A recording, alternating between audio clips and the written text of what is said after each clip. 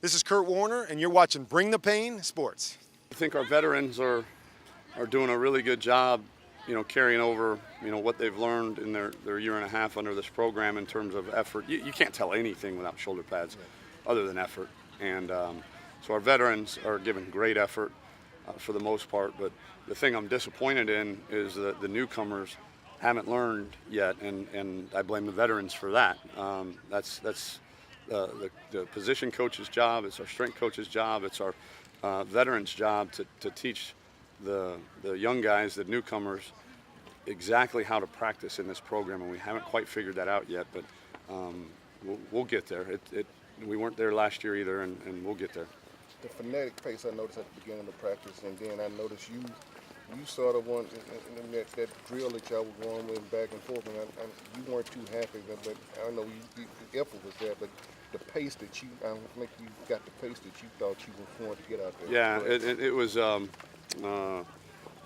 three of the young guys. It was all four newcomers, all four freshmen that made them start the drill over, but three of them were assignment errors, not having their feet in the right place, going in the wrong direction. The fourth one was the one I got the most upset about, and that was effort.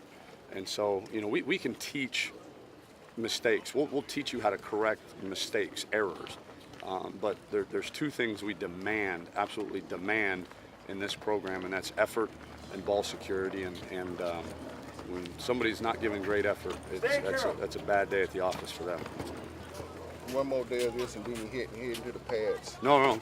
Tomorrow we start pads. Oh, you hit pads tomorrow? Mm-hmm. Okay. Yep. Okay.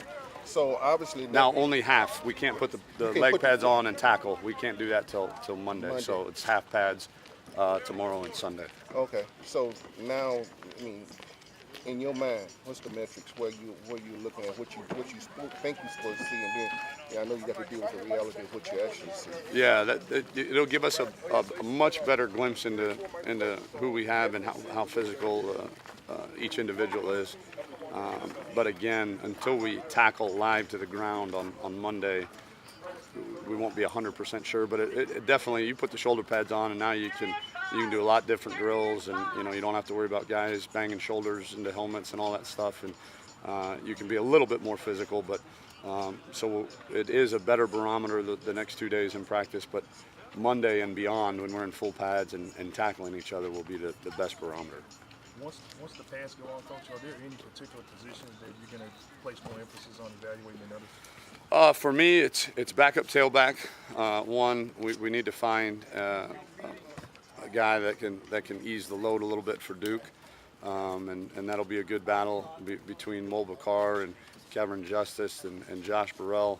And then, I want to see if Terrell Williams can creep his way into that safety lineup. We've got Khalil Williams had a great spring and is having a good couple days, but Garrett Davis missed about half a spring last year because he broke his foot, and he's getting back. He's looked good the last couple days, but when Terrell came in for him in the spring, he did really well. So that'll be a good battle. And then I think really, we got to find a third corner right now. We feel good about Howard Wilson, feel good about Jeremy Winchester, but we got to find somebody, whether it's J.J. Dallas, Kadarian Smith, somebody that can be reliable in case one of those guys go down.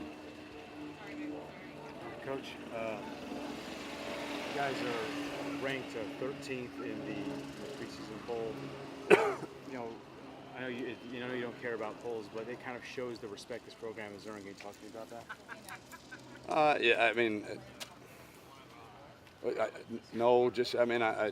It's a good question. I'm not saying it's not. I haven't given it any thought. We really don't care about outside people's perceptions of us, expectations, anything like that. All we care about is believing in the culture, living the culture, and then spreading the culture, and then going 1-0 every day. And our expectations internally are much higher than anybody's could ever be externally. So we feel good about that. And what the public says about us or feels about us or what their opinion is about us it matters none to us. On that note, I think you got a vote in the coaches poll for the first time. I did. That's kind of, I mean, talk to me about that. Yeah, yeah. Well, last year was my first year as a head coach, so, and then I wasn't, I think, was there 60 something, and there's 128 of us, so it's about half every year get a vote, and so last year wasn't my turn, but this year is. So, yeah, it is kind of neat, and I take that responsibility very seriously. I know, a lot of media people want to joke that SIDs and other people do the polls. I try to look at mine as best I can. I don't memorize it every week, I can tell you that. So if you ask me who I picked at, number 17, I can't tell you that. But I do take a long, hard look at it, and it's important to me. Is UH number one? No, they were not number one. Oh, Tom, let me ask you this question. And the other day at the media, I know you got a great class coming in, and you're gonna put the best football players out there, your best 22, and then you got backup. Have you at that point now? Where do you get to that point where you can start saying, we're gonna actually redshirt these guys and hold these guys back and start building depth? Yeah, that's a great question. Because the redshirt issue, I wish the NCAA would readdress that whole redshirt issue. And to me, you should be able to. Nowadays, it takes 4.5, 5 years to graduate from college for any student, let alone a student athlete. And so, to me, you should have 5 years to play 5. And we can certainly use a lot of true freshman depth on special teams, but you've got to weigh that with the cost of burning an entire year of eligibility. So I think, we have a scrimmage on Wednesday, and then we scrimmage again on Saturday, and that'll put us, a good week and a half into camp with 2 scrimmages under our belt. And I think after that scrimmage on next Saturday will be kind of when we have those hard conversations about who we think is going to play and who we think is going to redshirt.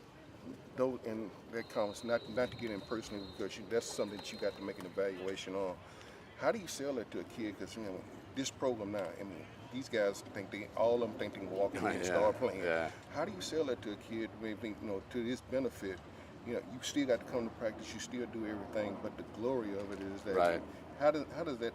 Well, I think the development is, listen, you're either A, not ready to play from a physical standpoint, or B, maybe you are, but there's just so many guys that are better than you, or more mature than you, more ready to play, that for you to see the field this year, it would be pointless to use that. And so let's develop you for an entire year, and that way maybe you are a 3 or 4 year starter rather than use a year here, and now you've started that clock ticking in terms of your eligibility. So it's usually not a hard sell. Guys are usually pretty aware of kind of where their lot is in life.